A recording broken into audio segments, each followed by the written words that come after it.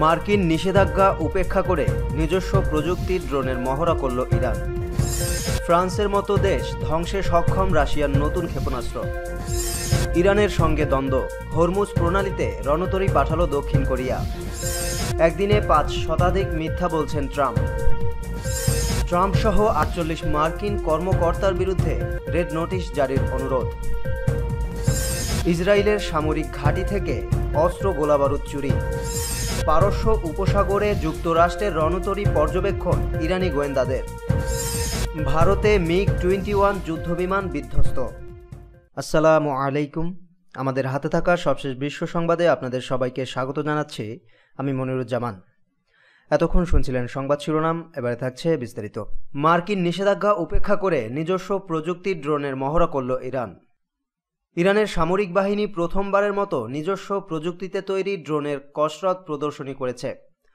মঙ্গলবার দেশটির উত্তরের সেমনাম প্রদেশে 2 দিনের এই প্রদর্শনী শুরু হয়। কসরতে অংশ নেয়ার জন্য শত শত ড্রোন নিয়ে আসা হয়েছে। ইরানের deputy chief of army operation rear admiral Mahmud Musavi জানান, এই কসরতে এয়ার টু এয়ার মিসাইলের মাধ্যমে আকাশে কোনো লক্ষ্য নির্ধারণ ও তা ধ্বংস করা, বোমা ও মিসাইল ব্যবহার করে ভূমিতে থাকা লক্ষ্যবস্তু ধ্বংস করা এবং লক্ষ্যবস্তুতে আত্মঘাতী আঘাত করা কামিকাজে ড্রোনের কসরত দেখানো হবে। ইরানের রাষ্ট্রীয় বার্তা সংস্থা ইরানার কাছে তিনি বলেন, অন্যান্য কসরতের মধ্যে রয়েছে দেশের দক্ষিণে জলসীমায় নৌবাহিনী ড্রোনের জাহাজ থেকে উড়ে যাওয়া কসরত এবং আত্মঘাতী ড্রোনের শত্রুর সীমার গভীরে ঢুকে নির্ভুলভাবে গুরুত্বপূর্ণ লক্ষ্য ধ্বংস করা। এর আগে সোমবার ইরানের সেনাবাহিনীর deputy chief brigadier general Mohammad Hossain Dadras জানান, যুক্তরাষ্ট্রের অবরোধ সত্ত্বেও ইরান বিভিন্ন ধরনের ড্রোন প্রস্তুত করতে সক্ষম হয়েছে। তিনি বলেন, সেনাবাহিনী প্রমাণ দেবে যে কোনো হুমকির জবাব দিতে তারা প্রস্তুত। ইরানি জেনারেল কাসেম সুলাইমানির হত্যার বার্ষিকীর মুহূর্তে ইরান ও আমেরিকার মধ্যে নতুন করে উত্তেজনার মধ্যেই ইরান এই কসরত প্রদর্শনীর আয়োজন করল। 2018 সালে মার্কিন প্রেসিডেন্ট ডোনাল্ড ট্রাম্প ইরানের সাথে 6 পরাশক্তি পরমাণু চুক্তি থেকে একতরফাভাবে যুক্তরাষ্ট্রকে সরিয়ে নেন এবং ইরানের ওপর কঠোর অবরোধ চাপিয়ে দেন। ফ্রান্সের মতো দেশ ধ্বংসে সক্ষম রাশিয়ার নতুন ক্ষেপণাস্ত্র। নতুন প্রজন্মের আন্তর্মহাদেশীয় ব্যালিস্টিক ক্ষেপণাস্ত্র RS-28 সারমাত পরীক্ষা চালাতে যাচ্ছে রাশিয়া। রুশ প্রতিরক্ষামন্ত্রী অ্যালেক্সাই শাইগু স্থানীয় একটি সামরিক পত্রিকাকে জানান, রাশিয়ার সারমাত R-28 আন্তর্মহাদেশীয় ব্যালিস্টিক ক্ষেপণাস্ত্র পরীক্ষা শিগগিরই শুরু হবে। এখন পর্যন্ত আশানুরূপ ফলাফল পাওয়া গেছে। দেশটির ডেপুটি প্রতিরক্ষামন্ত্রী ক্রিভেরুচোকো বলেন, কোনো ক্ষেপণাস্ত্র প্রতিরক্ষা ব্যবস্থা এর বাধা হতে পারে না। RS-28 সারমাতের ওজন 208 টন। এটি 6200 মাইল দূরের লক্ষ্যবস্তুকে আঘাত হানতে সক্ষম। এই আধুনিক ক্ষেপণাস্ত্রটি ফ্রান্সের সমান একটি দেশ ধ্বংস করতে সক্ষম বলে জানিয়েছে মস্কো। ক্রিভেরুচোকো জানিয়েছেন, সাইবেরিয়ার ক্রাসনোয়াস্কো অঞ্চলে সারমাতের পরীক্ষা চালানোর পরিকল্পনা রয়েছে। রাশিয়ার নতুন অস্ত্র পরীক্ষা চালানোর সিদ্ধান্তের বিষয়ে এখনও অন্য দেশের প্রতিক্রিয়া পাওয়া যায়নি। ইরানের সঙ্গে দ্বন্দ্ব, হরমুজ প্রণালীতে রণতরী পাঠালো দক্ষিণ কোরিয়া। পারস্য উপসাগরে ইরানের হাতে তেলবাহী জাহাজ আটকের ঘটনায় হরমুজ প্রণালীতে রণতরী পাঠিয়েছে দক্ষিণ কোরিয়া। এছাড়া দেশটিতে ইরানের রাষ্ট্রদূতকেও তলব করা হয়েছে। দক্ষিণ কোরিয়ার নাগরিকদের নিরাপত্তা নিশ্চিত করতেই এটি পাঠানো হয়েছে বলে দাবি করা হয়। মঙ্গলবার দক্ষিণ কোরিয়ার প্রতিরক্ষা মন্ত্রণালয় জানিয়েছে, পারস্য উপসাগরীয় অঞ্চলে হরমুজ প্রণালীর কাছে একটি ডেস্ট্রয়ার পাঠানো হয়েছে। তাতে জলদস্যুতা বিরোধী একটি ইউনিটও রয়েছে। একই দিনে দেশটির পররাষ্ট্রমন্ত্রী কাং কায়ুং ওয়া এ বিষয়ে ইরানের পররাষ্ট্রমন্ত্রীর সঙ্গে যোগাযোগ করেছেন বলে জানিয়েছেন। খুব শিগগিরই আলোচনার জন্য ইরানে একটি প্রতিনিধি দল পাঠানো হবে বলে জানিয়েছেন তিনি। ইরানি গণমাধ্যম বলেছে, দূষণ সংক্রান্ত নীতি লঙ্ঘনের দায়ে হ্যাংকুং ক্যামি নামে এই ট্যাঙ্কার জব্দ করেছে ইরানের বিপ্লবী গার্ডস বাহিনী। নৌযানটি 7200 টন ইথানল বহন করে নিয়ে যাচ্ছিল। দক্ষিণ কোরিয়ার কূটনৈতিক চেষ্টা অব্যাহত থাকবে। ইরানি পররাষ্ট্র মন্ত্রণালয়ের মুখপাত্র সাইদ খাতিবজাদে বলেন, দূষণ ছড়ানোর দায়ে জাহাজটি জব্দ করা হয়েছে। একদিনে 5 শতাধিক মিথ্যা বলছেন ট্রাম্প। একদিনে 5 শতাধিক মিথ্যা বলছেন মার্কিন প্রেসিডেন্ট ডোনাল্ড ট্রাম্প। দেশটির শীর্ষ দৈনিক ওয়াশিংটন পোস্টের প্রতিবেদনে এ তথ্য প্রকাশ করা হয়েছে। মার্কিন দৈনিকটি 2020 সালে ট্রাম্পের মিথ্যা দাবি ও বিভ্রান্তিকর বক্তব্যের এক পরিসংখ্যান তুলে ধরে বলেছে, মার্কিন প্রেসিডেন্ট একদিনে 500 বারের বেশি মিথ্যা কথা বলে নিজের মিথ্যা বলার রেকর্ড ভঙ্গ করেছেন। এতে বলা হয়েছে, ট্রাম্প গত 2রা নভেম্বর মার্কিন প্রেসিডেন্ট নির্বাচনের আগের দিন 504 বার মিথ্যা বলেছেন। দৈনিকটি ট্রুথ টেস্টার বা সত্য পরীক্ষাকক নামের একটি কলামে ডোনাল্ড ট্রাম্পের মিথ্যা বলার এ পরিসংখ্যান প্রকাশ করেছে। প্রতিবেদনটিতে মার্কিন প্রেসিডেন্টের টুইটার বার্তাগুলোর কিছু উল্লেখযোগ্য মিথ্যা তুলে ধরে বলা হয়েছে, 2020 সালের 5ই নভেম্বর পর্যন্ত ডোনাল্ড ট্রাম্প 29,508 বার মিথ্যা বলেছেন এবং বিভ্রান্তিকর তথ্য তুলে ধরেছেন। বিদায়ী মার্কিন প্রেসিডেন্ট যেসব বিষয়ে সবচেয়ে বেশি মিথ্যা বলেছেন সেগুলোর মধ্যে করোনা ভাইরাস অন্যতম। এই ভাইরাসকে প্রথম দিকে গুরুত্ব না দিয়ে তিনি যে ভুল করেছেন তা ধামাচাপা দিতেই মূলত তিনি এসব মিথ্যা বলি আউড়িয়েছেন।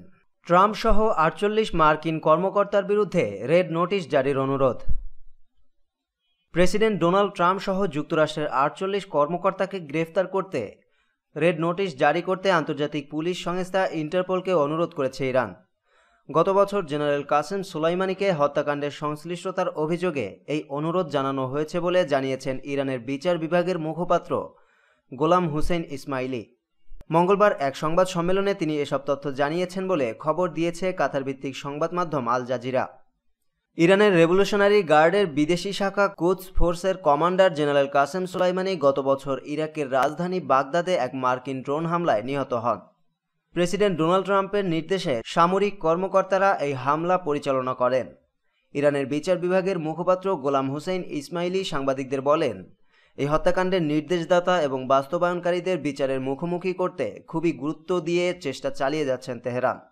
গত জুনে তেহরানের প্রসিকিউটর আল কাসেমিহে ট্রাম্প সহ বেশ কয়েকজন মার্কিন কর্মকর্তার বিরুদ্ধে গ্রেফতারি পরোয়ানা জারি করেন। তবে এবারে ইন্টারপোলকে রেড নোটিশ জারির আবেদন জানিয়ে সাড়া পায়নি ইরান। পুলিশ সংস্থাটি বলেছে, নিজেদের গঠনতন্ত্র অনুযায়ী তারা কোনো রাজনৈতিক, সামরিক, ধর্মীয় বা বর্ণবাদ সংক্রান্ত কোনো কর্মকাণ্ডে হস্তক্ষেপ করতে পারে না। এদিকে ইসরায়েলের সামরিক ঘাঁটি থেকে অস্ত্র গোলাবারুদ চুরি। ইসরায়েলের সামরিক ঘাঁটি থেকে বিপুল পরিমাণ অস্ত্র এবং গোলাবারুদ চুরি হয়েছে, এমন খবর উঠে এসেছে ইসরায়েলি দৈনিক ইয়েদিয়ত আহারন্তের এক প্রতিবেদনে। পত্রিকাটি জানিয়েছে, ইসরায়েলের আন নাকাব এলাকায় প্রশিক্ষণের কাজের জন্য একটি গুরুত্বপূর্ণ সামরিক ঘাঁটি রয়েছে, আর সেখানকার অস্ত্র ভাণ্ডার থেকেই চুরি হয়েছে অস্ত্র ও গোলাবারুদ। অজ্ঞাত ব্যক্তিরা এর সঙ্গে জড়িত, তবে তাদেরকে এখন পর্যন্ত চিহ্নিত করা সম্ভব হয়নি। পত্রিকাটি আরও জানিয়েছে, তারা বিভিন্ন সূত্র থেকে জানতে পেরেছে 5.56 মিলিমিটার ব্যাসার্ধের 93,000-এর বেশি গুলি চুরি হয়েছে। এই চুরির ঘটনাকে বড় ধরনের দুর্ঘটনা হিসেবে বর্ণনা করা হয়েছে। এর পাশাপাশি ইসরায়েলি সেনাবাহিনীর একটি সূত্র জানিয়েছে, দক্ষিণাঞ্চলের একটি সামরিক ঘাঁটি গোলাবারুদের গুদাম থেকেও ব্যাপক পরিমাণ বিস্ফোরক চুরি হয়েছে। প্রসঙ্গত, ইসরায়েলে গত কয়েক বছরে অস্ত্র ও গোলাবারুদ চুরি যাওয়ার বেশ কয়েকটি ঘটনা ঘটেছে। গত বছর আল জালিম সামরিক ঘাঁটি থেকে M16 মডেলের 46টি রাইফেল চুরি হয়েছিল। এছাড়া কার্মিল ঘাঁটি থেকে 15 ধরনের বিভিন্ন অস্ত্র খোয়া যায়।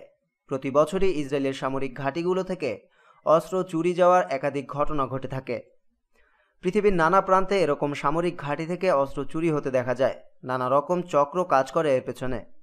কখনো কখনো এইসব অস্ত্র চুরির পেছনে সরকারি লোকদেরও হাত থাকে।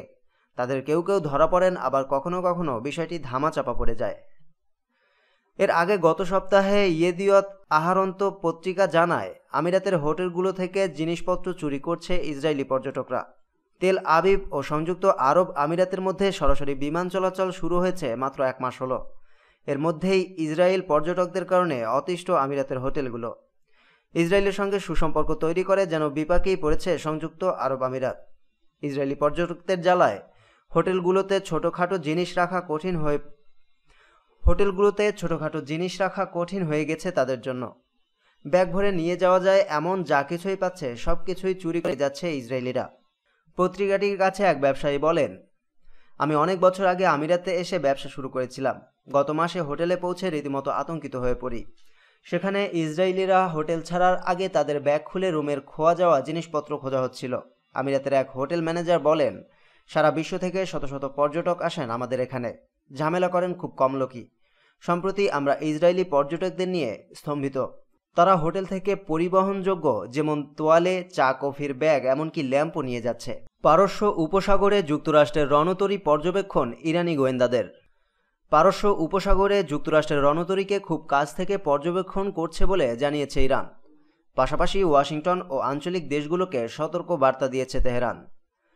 সোমবার রাজধানী তেহরানে সাংবাদিকদের পররাষ্ট্র মন্ত্রণালয়ের মুখপাত্র সাইদ খাতিবজাদে বলেন, ইরানের গোয়েন্দা ও নিরাপত্তা সংস্থাগুলো এই অঞ্চলে যুক্তরাষ্ট্রের গোপন চলাচল পর্যবেক্ষণ করছে। ওয়াশিংটনকে সতর্ক বার্তা দেওয়া হয়েছে জানিয়ে তিনি বলেন, আঞ্চলিক দেশগুলোকেও সতর্ক বার্তা দেওয়া হয়েছে যাতে তাদের ফাঁদে পা না দেয়। এর আগে ইরানের পররাষ্ট্রমন্ত্রী জাভেদ জারিফ বলেন, ইরাক থেকে পাওয়া নতুন গোয়েন্দা তথ্য বলছে ইসরায়েলি এজেন্ট উস্কানিদাতারা আমেরিকানদের বিরুদ্ধে হামলার ষড়যন্ত্র করছে, আর সেই ভুয়া অজুহাতে ট্রাম্পকে দিয়ে ইরানের হামলার চেষ্টা করছে। ট্রাম্পকে উদ্দেশ্য করে জারিফ বলেন, ফাঁদের ব্যাপারে সাবধান, যে কোনো রকমের হামলার পরিণতি বাজেভাবে উল্টো বিপদ ডেকে আনবে। ভারতে মিগ-21 যুদ্ধবিমান বিধ্বস্ত। ভারতের রাজস্থানের সুরাটগড়ে দেশটির বিমান বাহিনীর একটি মিগ-21 যুদ্ধবিমান বিধ্বস্ত হয়েছে। মঙ্গলবার রাত 8:15 এ দুর্ঘটনা ঘটে। ভারতীয় বিমান বাহিনীর পক্ষে টুইটে জানানো হয়, ওয়েস্টার্ন সেক্টর ট্রেনিং চলাকালীন একটি মিগ-21 বাইসন যুদ্ধবিমান ভেঙে পড়েছে। যান্ত্রিক ত্রুটির কারণে এ দুর্ঘটনা ঘটেছে বলে প্রাথমিক তদন্তে জানা গেছে। পাইলট অক্ষত রয়েছেন বলেও জানিয়েছে দেশটির গণমাধ্যম। জানা গেছে, প্রশিক্ষণের জন্যই ওড়ানো হচ্ছিল যুদ্ধবিমানটি।